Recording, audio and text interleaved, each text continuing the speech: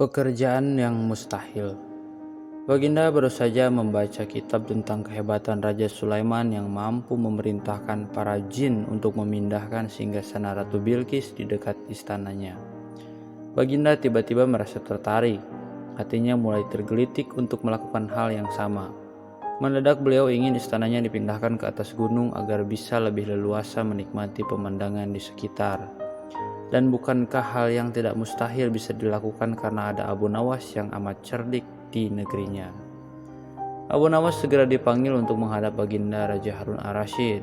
Setelah Abu Nawas dihadapkan, Baginda bersabda, "Sanggupkah engkau memindahkan istanaku ke atas gunung agar aku lebih leluasa melihat negeriku?" tanya Baginda. Abu Nawas tidak langsung menjawab. Ia berpikir sejenak hingga keningnya berkerut. Tidak mungkin menolak perintah Baginda kecuali kalau memang ingin dihukum. Akhirnya Abu Nawas terpaksa menyanggupi proyek raksasa itu. Ada satu lagi permintaan dari Baginda. Pekerjaan itu harus selesai hanya dalam waktu sebulan. Abu Nawas pulang dengan hati masgul. Setiap malam ia hanya berteman dengan rembulan dan bintang-bintang. Hari-hari dilewati dengan kegundahan. Tak ada hari yang lebih berat dalam hidup Abu Nawas kecuali hari-hari ini. Tetapi pada hari ke-9 ia tidak lagi merasa gundah gelana. Keesokan harinya Abu Nawas menuju istana. Ia menghadap Baginda untuk membahas pemindahan istana. Dengan senang hati Baginda akan mendengarkan apa yang diinginkan Abu Nawas. "Ampun tuanku, hamba datang ke sini untuk mengajukan usul untuk memperlancar pekerjaan hamba nanti," kata Abu Nawas. "Apa itu?" "Hamba akan memindahkan istana Paduka yang mulia tepat pada hari raya Idul Kurban yang kebetulan hanya kurang 20 hari lagi." "Kalau hanya usulmu, baiklah," kata Baginda. "Satu lagi Baginda," Abu Nawas menambahkan. "Apa lagi?" tanya Baginda. "Hamba mohon Baginda menyembelih seekor sapi yang gemuk untuk dibagikan langsung kepada para fakir miskin," kata Abu Nawas. "Usulmu kuterima," kata Baginda menyetujui. Abu Nawas pulang dengan perasaan riang gembira. Kini tak ada lagi yang perlu dikhawatirkan. Toh nanti bila waktunya sudah tiba, ia pasti akan dengan mudah memindahkan istana Baginda Raja. Jangankan hanya memindahkan ke puncak gunung, ke dasar samudra pun Abu Nawas sanggup. Desas-desus mulai tersebar ke seluruh pelosok negeri. Hampir semua orang harap-harap cemas. Tetapi sebagian besar rakyat merasa yakin atas kemampuan Abu Nawas, karena selama ini Abu Nawas belum pernah gagal melaksanakan tugas-tugas yang aneh yang dibebankan di atas pundaknya. Namun ada beberapa orang yang meragukan keberhasilan Abu Nawas kali ini. Saat-saat yang dinantikan tiba. Rakyat berbondong-bondong menuju lapangan untuk melakukan sholat hari raya Idul Kurban. Dan seusai sholat, 10 sapi sumbangan Baginda Raja disembelih lalu dimasak. Kemudian segera dibagikan kepada fakir miskin. Kini giliran Abu Nawas yang harus melaksanakan tugas berat itu. Abu Nawas berjalan menuju istana diikuti oleh rakyat.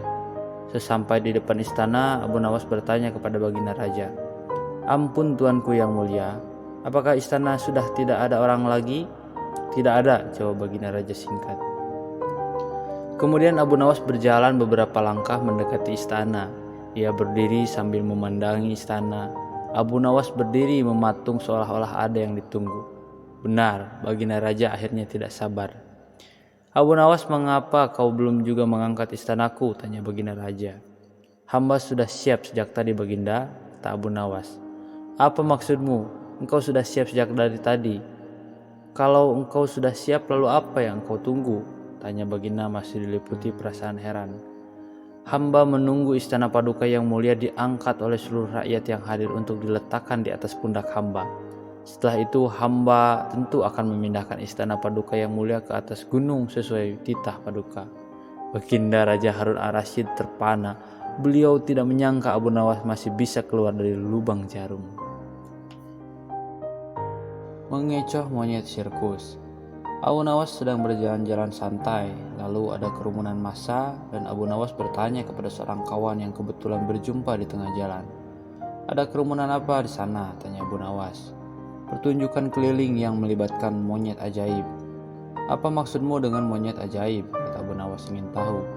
"Monyet yang bisa mengerti bahasa manusia, dan yang lebih menakjubkan adalah monyet itu hanya mau tunduk kepada pemiliknya saja," kata kawan Abu Nawas menambahkan. Abu Nawas makin tertarik. Ia tidak tahan untuk menyaksikan kecerdikan dan keajaiban dari binatang raksasa itu. Kini Abu Nawas sudah berada di tengah kerumunan para penonton. Karena begitu banyak penonton yang menyaksikan pertunjukan itu, sang pemilik monyet dengan bangga menawarkan hadiah yang cukup besar bagi siapa saja yang sanggup membuat monyet itu mengangguk-angguk. Tidak heran bila banyak di antara para penonton mencoba maju satu persatu. Mereka berupaya dengan beragam cara untuk membuat monyet itu mengangguk-angguk. Tetapi sia-sia, monyet itu tetap menggeleng-gelengkan kepala. Melihat kegigihan monyet itu, Abu Nawas semakin penasaran sehingga ia maju untuk mencobanya. Setelah berhadapan dengan binatang itu, Abu Nawas bertanya, "Tahukah engkau siapa aku?" Monyet itu menggeleng. "Apakah engkau tidak takut kepadaku?" tanya Abu Nawas lagi, namun monyet itu tetap menggeleng. "Apakah engkau takut kepada tuanmu?" tanya Abu Nawas memancing. Monyet itu mulai ragu. "Bila engkau tetap diam, maka aku akan laporkan kepada tuanmu," lanjut Abu Nawas mulai mengancam.